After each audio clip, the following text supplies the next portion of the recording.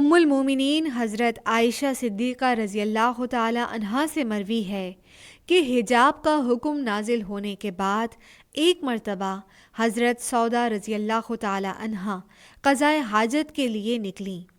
چونکہ ان کا قد لمبا اور جسم بھاری تھا، اس لیے لوگ انہیں پہچان لیتے تھے۔ راستے میں انہیں حضرت عمر رضی اللہ تعالی عنہ مل گئے۔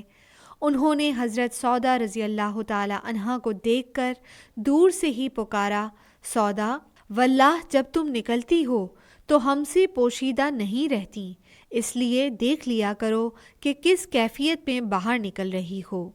حضرت سودا رضی اللہ تعالی عنہا الٹے قدموں نبی صلی اللہ علیہ وآلہ وسلم کے پاس واپس آ گئیں۔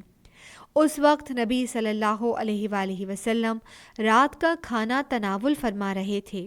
انہوں نے نبی صلی اللہ علیہ وآلہ وسلم سے حضرت عمر رضی اللہ تعالی عنہ کی بات ذکر کی۔ اس وقت نبی صلی اللہ علیہ وآلہ وسلم کے ہاتھ میں ایک ہڈی تھی۔ اسی لمحے نبی صلی اللہ علیہ وآلہ وسلم پر وحی نازل ہونے لگی۔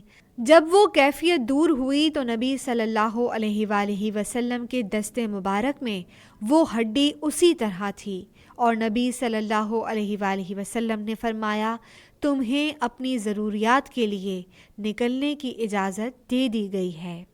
مسند احمد، حدیث نمبر 23199۔